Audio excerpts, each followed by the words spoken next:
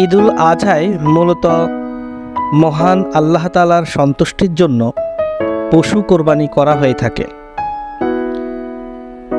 কোরবানির ঈদ এলেই অসাধু ব্যবসায়ীরা গবাদি পশু কৃত্রিম উপায়ে মোটা তাজা করতে ব্যস্ত হয়ে পড়ে। বিভিন্ন ধরনের ওষুধ, ইঞ্জেকশন ও রাসায়নিক দ্রব্য ব্যবহার করে কোরবানির পশুকে মোটা তাজা করে থাকেন, যা স্বাস্থ্যের জন্য অনেক ক্ষতিকর।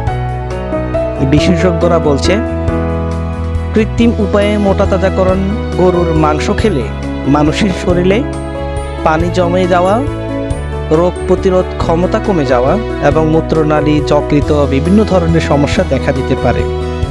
তাই এসব পশু কেনা থেকে অবশ্যই বিরত থাকতে হবে। আমরা বড় সাইজের গরু বা অনেক বড় বড় গরু কিনতে খুব শখ, অথচ সাধারণত বড় সাইজের গরুগুলোকে ইঞ্জেকশন বা হরমোন ট্যাবলেট খাওয়ানো হয়ে থাকে। তাই কোরবানির জন্য বড় গরু না কিনে মাঝারি ধরনের গরু কেনাটাই নিরাপদ। কোরবানির জন্য সুস্থ ও উপযুক্ত পশু নির্বাচন করা খুবই জরুরি। কাজটা সহজ নয়।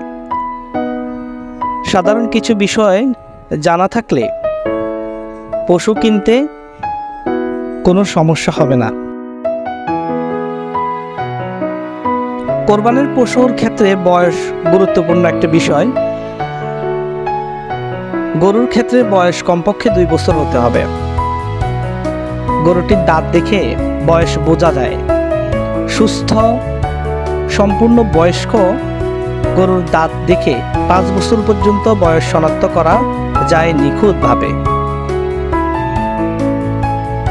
2 বছর বয়সী একটি গরুর 2টি স্থায়ী কর্তন দাঁত থাকে, 3 বছর বয়সে 4টি, 4 বছর বয়সে 6টি ও 5 বছর বয়সে পুরো মুখে সর্বমোট 8টি স্থায়ী কর্তন দাঁত থাকে।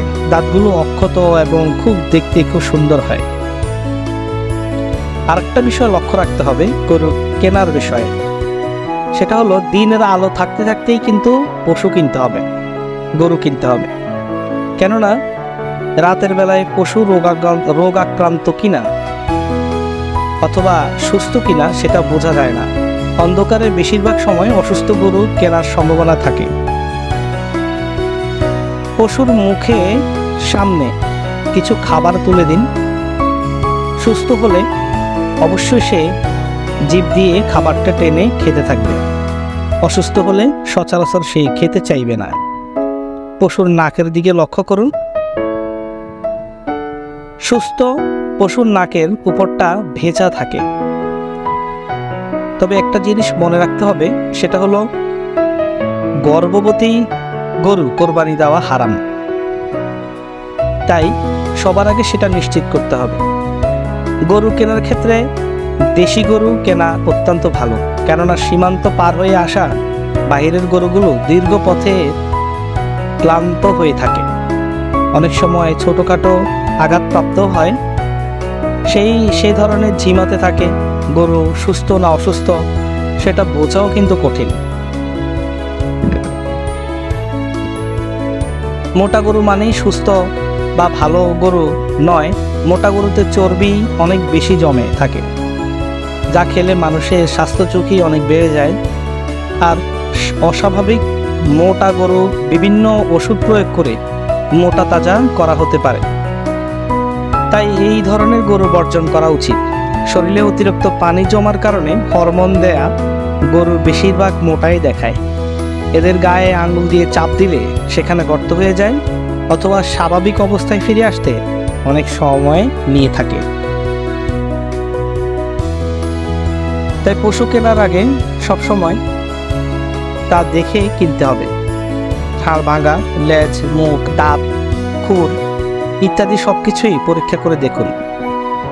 কোনো খুঁত চোখে পড়ে কিনা, খুঁত থাকলে সেটা কেনা থেকে বিরত থাকুন। মনে রাখবেন, আপনার পশু কেনার বিষয়টা একমাত্র আপনার উপরে নির্ভর করবে।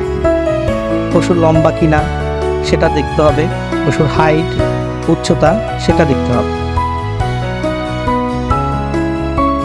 আর এই কথাগুলো যদি আপনার কোনো কাজে লাগে বা আমার এই কথাগুলো যদি আপনার পছন্দ হয় বা আপনার যদি কোনো উপকারে আসে, তাহলে আমার জন্য এই ক্ষুদ্র অদম বান্দার জন্য দোয়া করবেন।